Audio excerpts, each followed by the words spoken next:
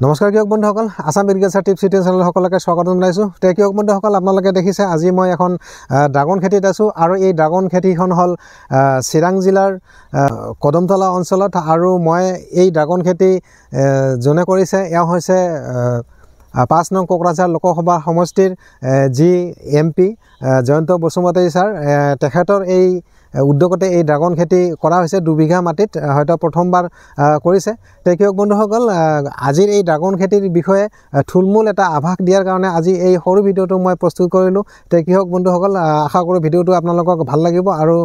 ভিডিঅ'টো যদি আপোনালোকে ভাল পায় ভিডিঅ'টো লাইক এটা নিশ্চয় কৰিব। আৰু মোৰ চেনেলত যদি নতুনকৈ কোনোবাই ভিডিঅ' চাই আছে প্ৰথমবাৰৰ বাবে, আপোনালোকে মোৰ চেনেলটো এনেধৰণৰ ভিডিঅ' পাই থকাৰ কাৰণে আপোনালোকে ছাবস্ক্ৰাইব কৰি ৰাখিব। কৃষক বন্ধুসকল, প্ৰথম কথা হ'ল যে ড্ৰাগন ফ্ৰুইট এটা বৰ লাভজনক এটা খেতি। যদি আপোনালোকে কৰিব বিচাৰে আপোনালোকে নিশ্চয় কৰিব পাৰিব আৰু আপোনালোকক কেতিয়াও লছ নকৰে, আপোনালোকে নিশ্চয় লাভত থাকিব। কৃষক বন্ধুসকল, এই ড্ৰাগন ফ্ৰুটৰ বজাৰ মূল্য যদি ক'বলৈ যাওঁ যে মিনিমাম আপোনালোকে বজাৰত ইয়াৰ যোনটো দাম, প্ৰতি কেজি ড্ৰাগন ফ্ৰুট আপোনালোকে 300 পৰা 400 টকা আপোনালোকে নিশ্চিন্তে পাই যাব। আৰু আমি সকলোৱে জানো যে ড্ৰাগন ফ্ৰুইট এটা এনেকুৱা এটা পুষ্টিকৰ যোনটো ফল হয়, ই আমাৰ স্বাস্থ্যৰ কাৰণে বা আমাৰ দেহৰ যিবিলাক মাইক্ৰ'নিউট্ৰিয়েণ্টৰ প্ৰয়োজন হয়, সেই মাইক্ৰ'নিউট্ৰিয়েণ্ট এই ড্ৰাগন ফ্ৰুটত আমি পাবলৈ সক্ষম হওঁ। যদি আপোনালোকে বিতং জানিব বিচাৰে, হয়তো আপোনালোকে যদি ইউটিউবত ছাৰ্চ কৰে আপোনালোকে নিশ্চয় এই ড্ৰাগন ফ্ৰুটৰ গুণাগুণৰ বিষয়ে আপোনালোকে জানিব পাৰিব। কৃষক বন্ধুসকল, আজি থুলমূল এটা মই আভাস দিয়াৰ কাৰণে একচুৱেলি এই সৰু ভিডিঅ'টো প্ৰস্তুত কৰিলোঁ। প্ৰথম কথা হ'ল যে কৃষক বন্ধুসকল, আপোনালোকে যদি ড্ৰাগন খেতি কৰিব খোজে আপোনালোকে প্ৰথম বস্তুটো আপোনালোকে কৰিব লাগিব যে আপোনালোকৰ যোনটো মাটি নিৰ্বাচন, এই ড্ৰাগন খেতি কৰাৰ কাৰণে যোনটো আপোনালোকে মাটি নিৰ্বাচন কৰিব, এই মাটিটো একচুৱেলি অলপ ওখ মাটি হ'ব লাগিব বা বালিচহীয়া মাটি হ'ব লাগিব। তেনেকুৱা মাটিত এই ড্ৰাগন খেতি বহুত ভাল হয় বা আপোনালোকে তেনেকুৱা মাটিত এই ড্ৰাগন খেতি কৰিব পাৰিব। সাৰ পানীৰ কথাটো মই পিছলৈ আহোঁ। কৃষক বন্ধুসকল, ইয়াতে মই এটা ছিষ্টেমৰ কথা প্ৰথমতে আপোনালোকক ক'ম যে ছিষ্টেমটো হৈছে যে আপোনালোকে যি দুটা শাৰী দেখিছে ইয়াতে, এইটো এটা শাৰী, এইটো এটা শাৰী, আৰু এইটো বেড, দুফালে দুটা বেড আছে। গতিকে এনেকৈ গোটেই বাৰীখনতে তেনেকুৱা বেড ছিষ্টেমত লগোৱা হৈছে। হয়তো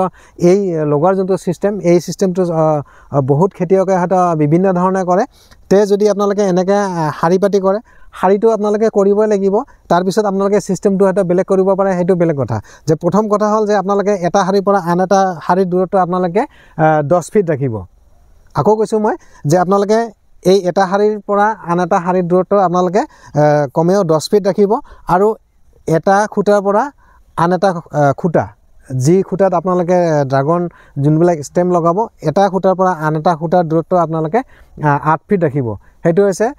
প্ৰথম ছিষ্টেম। তাৰপিছত কথা হ'ল যে কৃষক বন্ধুসকল, আপোনালোকে এই ড্ৰাগন খেতি কৰিবলৈ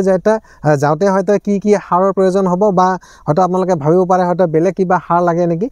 কৃষক বন্ধুসকল, প্ৰথম কথা হ'ল যে আপোনালোকে যিকোনো খেতি কৰিবলৈ যাওঁতে আপোনালোকৰ গোবৰ সাৰ বা যোনটো পচন সাৰ, এই সাৰটোৱেই মানে মেইন সাৰ। আপোনালোকে যিমানে ৰাসায়নিক সাৰ ব্যৱহাৰ নকৰক কিয়, আপোনালোকে যদি পচন সাৰ বা আপোনালোকে যদি পুৰণা গোবৰ সাৰ যদি যোগান নধৰে, হয়তো কোনো খেতি আপোনালোকে কৰিব নোৱাৰিব। প্ৰথম কথা হ'ল আপোনালোকে পুৰণা গোবৰ সাৰ ল'ব পাৰে, কমেও এবছৰ পুৰণা গোবৰ সাৰ। প্ৰতি বিঘাত আপোনালোকে 1 পৰা 1.5 ট্ৰেক্টৰ আপোনালোকে মাটি তৈয়াৰ কৰিব। তেতিয়া আপোনালোকে সেই সাৰখিনি দি দিব, তাৰপিছত আপোনালোকে মাটি তৈয়াৰ কৰিব। দ্বিতীয় কথা হ'ল যে কৃষক বন্ধুসকল, ইয়াতে যোনটো ড্ৰাগনৰ ষ্টেম লগোৱাৰ যোনটো ছিষ্টেম, ইয়াতে অলপ বেলেগ ধৰণে লগাইছে। আৰু আমি কিছুমান দেখিবলৈ পাওঁ এই একচুৱেলি এই যোনটো খুঁটা হয়, আৰু এই খুঁটাটো আপোনালোকে কি কৰিব, 4x4 চাইজৰ আপোনালোকে পকা খুঁটা বনাই ল'ব। আৰু ইয়াৰ যোনটো হাইট হ'ব, এইটো হ'ব টোটাল 7 ফিট হ'ব। আৰু মাটিৰ তলত আপোনালোকে 1 পৰা 1.5 ফিট আপোনালোকে পুতিব। তেতিয়াহে হয়তো এই খুঁটাটো মজবুত হ'ব আৰু যিকোনো বতাহ বৰষুণ হয়তো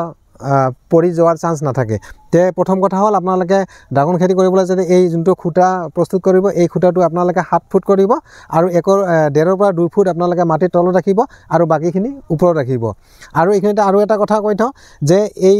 যোনটো খুঁটা আছে এই পকা খুঁটা হ'ব সেইটোত আপোনালোকে দুয়োফালে হোল ৰাখিব যাতে আপোনালোকে দুটা ৰড এনেকৈ ৰডৰ টুকুৰা আপোনালোকে সোমাই দিব পাৰে আৰু ইয়াত কি হ'ব এই ৰডৰ টুকুৰা দুটাত আপোনালোকে যোনটো একচুৱেলি বহুতে কি কৰে মটৰচাইকেলৰ টায়াৰ ওপৰত দি দিয়ে আৰু মটৰচাইকেলৰ টায়াৰটো এনেকৈ যেতিয়া ৰড দিয়া হ'ব এই ৰডৰ ওপৰত বঢ়িয়াকৈ থাকি যায় আৰু এই ড্ৰাগনৰ যিবিলাক ষ্টেম হয় এইবিলাক ধুনীয়াকৈ তলফালে হেলি পৰে আৰু সেইতে মই কৈ থওঁ যে কৃষক বন্ধুসকল এই ড্ৰাগনৰ যিবিলাক ষ্টেম হয় এইবিলাক যদি ওপৰমুৱা হৈ থাকে এইবিলাকত কোনো ফল নালাগে ড্ৰাগনৰ এটা ধৰ্মই হৈছে যে ই তলফালে ষ্টেমবিলাক হালিব লাগিব তাৰ পিছতহে ইয়াতে ফল লাগিব আৰু মই এটা কথা ক'ব পাহৰিলোঁ যে এই ড্ৰাগনৰ আসলতে ফ্ৰুটিং টাইমটো হৈছে মাৰ্চৰ পৰা এপ্ৰিলৰ ভিতৰত আপোনালোকৰ ফুল আহিবলৈ আৰম্ভ কৰিব আৰু কি হ'ব ডিচেম্বৰ জানুৱাৰীলৈকে আপোনালোকে হাৰভেষ্ট কৰিব পাৰিব এই ড্ৰাগন ফ্ৰুট সেইখিনিতে মই যিহেতু কথাটো এৰি গৈছিলোঁ গতিকে কথাখিনি মই আপোনালোকক জনালোঁ আৰু দ্বিতীয় কথা হ'ল যে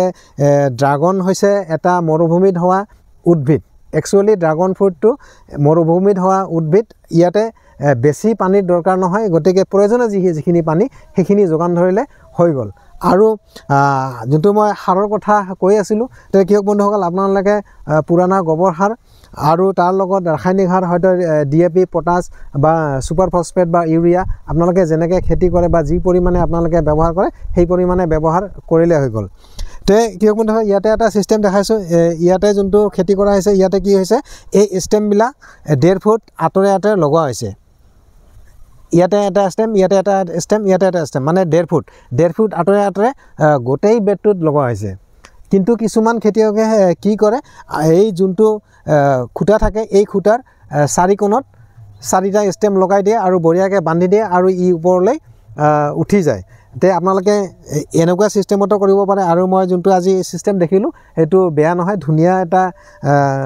চিষ্টেম গতিকে এই চিষ্টেমত আপোনালোকে কৰিব পাৰে তে ইয়াতে এনেকৈ কৰিলে কি হ'ব আমি অকল যদি এই খুঁটাটোত কৰোঁ 4টা ষ্টেমে আমি ৰুব পাৰিম কিন্তু ইয়াতে 1 2 3 4 5 6 7টা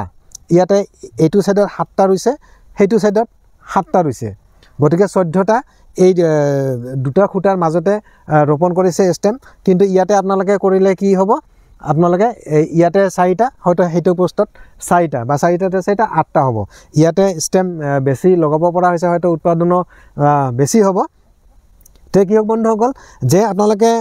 যদি এই সিস্টেমত কৰে তেতিয়াহ'লে আপোনালোকে গোটেই মাটিখিনিতে বা যিমানখিনি ঠাইত আপোনালোকে কৰে হয়তো সেই পচন সাৰ বা গোবৰ সাৰ আপোনালোকে ছটিয়াব লাগিব তাৰ পিছত আপোনালোকে এনেকৈ বেড তৈয়াৰ কৰিব আৰু যদি আপোনালোকে গোটেই মাটিত এই সিস্টেমত যদি নকৰে তেতিয়াহ'লে আপোনালোকে যদি অকল এই খুঁটাৰ গুৰিত আপোনালোকে ষ্টেম লগাব বিচাৰে তেনেহ'লে সেই সাৰখিনি আপোনালোকে এই যোনটো খুঁটা আছে এই খুঁটাৰ গুৰিতে আপোনালোকে মিক্স কৰি প্ৰথমতে থৈ দিব তাৰ পিছত আপোনালোকে ষ্টেমটো লগাব গতিকে গোটেই মাটিখিনিত আৰু সাৰ দিয়াৰ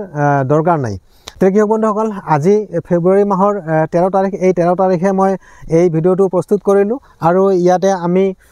মাৰ্চ এপ্ৰিল মাহত ফুল দেখিবলৈ পাম গতিকে পৰৱৰ্তী সময়ত মই আকৌ এটা ভিডিঅ' প্ৰস্তুত কৰিম এই ড্ৰাগন খেতিৰ ওপৰত আৰু তেতিয়া হয়তো আপোনালোকে আকৌ আৰু বিতং তথ্য পাই যাব আৰু কোনোবাই যদি অহা বছৰলৈকে আপোনালোকে ড্ৰাগন খেতি কৰিব বিচাৰে বা ইচ্ছা কৰে গতিকে আপোনালোকে মোৰ লগত যোগাযোগ কৰিব মোক কমেণ্ট কৰিব বা মোৰ লগত কথা পাতি আপোনালোকে বিতং তথ্য আপোনালোকে জানিব পাৰিব তে কৃষক বন্ধুসকল আজিৰ এই সৰু ভিডিঅ'টোত ড্ৰাগন খেতিৰ ওপৰত এটা থুলমূল আভাস দিয়াৰ কাৰণে এই সৰু ভিডিঅ'টো মই প্ৰস্তুত কৰিলোঁ যদি এই ভিডিঅ'টো আপোনালোকক ভাল লাগে আপোনালোকে লাইক এটা নিশ্চয় কৰিব আৰু মোৰ চেনেলটো যদি এতিয়ালৈকে আপোনালোকে ছাবস্ক্ৰাইব কৰা নাই আপোনালোকে ছাবস্ক্ৰাইব কৰি ৰাখিব যাতে পৰৱৰ্তী মোৰ ভিডিঅ'বিলাক আপোনালোকে পাই থাকিব পাৰে তে কৃষক বন্ধুসকল পৰৱৰ্তী ভিডিঅ' এটাত লগ পোৱাৰ আশাৰে আজিৰ ভিডিঅ'টো ইয়াতে সমাপ্ত কৰিছোঁ ধন্যবাদ